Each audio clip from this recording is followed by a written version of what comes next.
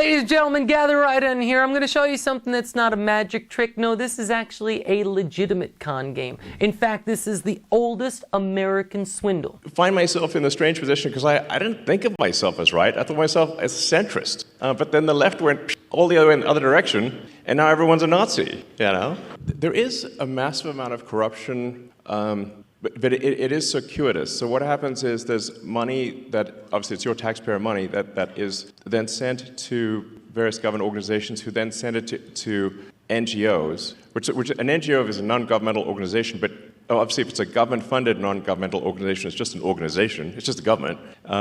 And effectively there's a giant fraud loophole, which is that the government can send money to an NGO that is then no longer governed by the laws of the United States. So they'll send the money overseas to one NGO, then they'll go through a bunch of them, and then I'm highly confident that a bunch of that money then comes back to the United States and lands in the pockets of the people you just mentioned. The whole NGO scam is just crazy. It's blown my mind, really.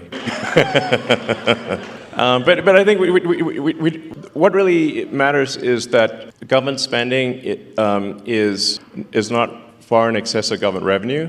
That's a fundamental issue that we have, where we have a deficit of $2 trillion, and we have interest payments that now exceed the entire budget of the military. In fact, that was a big wake-up call for me, was when the amount of money that we pay in national debt interest exceeded the Defense Department budget. I'm like, the Defense Department budget is very big, and interest is higher than that and climbing. That's a disaster.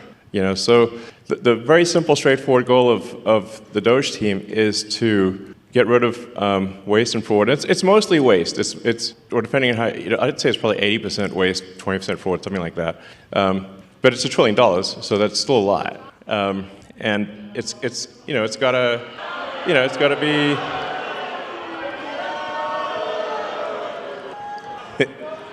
In trying to save $1 trillion of expenditures, what we're saying is, of the $7 trillion in government spending, let's see if we can make it 15% more efficient. And when you see the crazy things that the government is spending money on, you can see a list of some of them.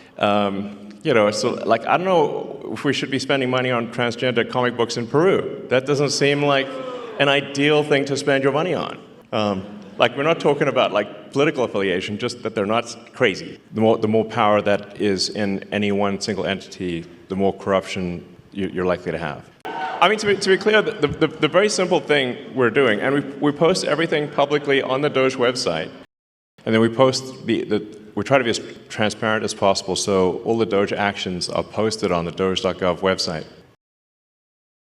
By reducing waste and fraud, we'll essentially make the economy more efficient, and we'll shift people resources from the government to the private sector.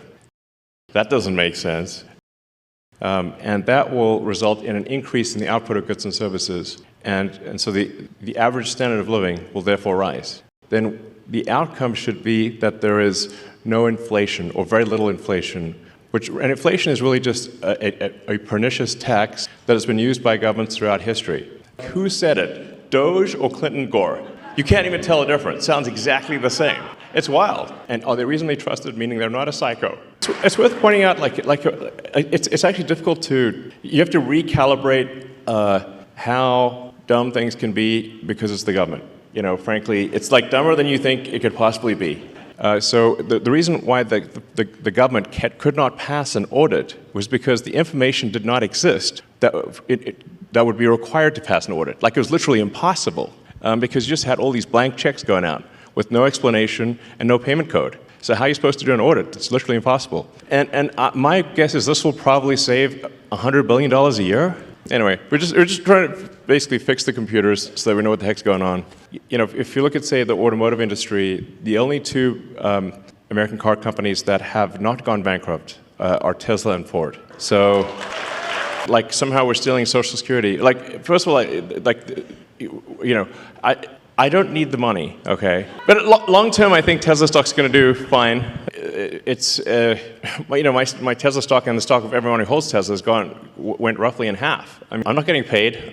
Definitely not stealing money, and would never get away with it. But I have a lot of admiration for anyone who just does an honest day's work. A country is much like a person. It's just bigger. A country is a collection of people. Most people, actually, I think most people, well, I think a lot of people don't know what a national debt is. So, yeah, but I'm trying to digest as much information as my human brain can manage. Like, how did this national debt come about, and how come there's all this money that somehow we owe it, but we didn't sign up to owing this money?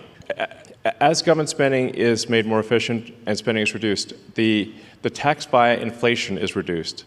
So one way or another, you will effectively be better off if resources in the United States are not wasted.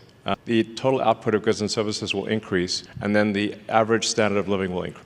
Like you could run the sort of thought experiment to say, if we moved everyone in the car industry into the DMV, there would be no cars, but there would be a lot of regulators. So then you say, well, okay, well, then how many people should be in the government versus not government? And generally, I think you want to minimize the number of people in government. There's still, be a lot of people in government, but you want to keep that to a minimum and move people from low to negative productivity roles to high productivity roles in the private sector. Yeah. So I think we probably we'll take maybe 4 more questions, so just 2 from that side and 2 from that side, and then we'll call it a night. So go ahead. Oh, thank you so much. Yeah, we should restore the Smith-Mundt Act so that the government cannot spy or issue propaganda to the people. I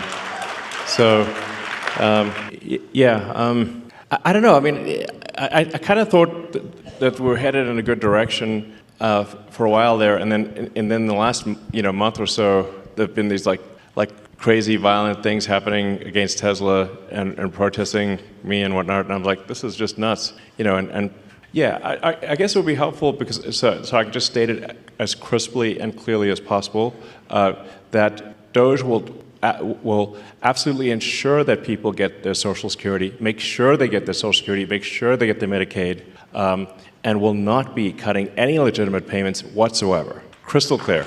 And once the depopulation ball starts rolling, it seems to gather up speed.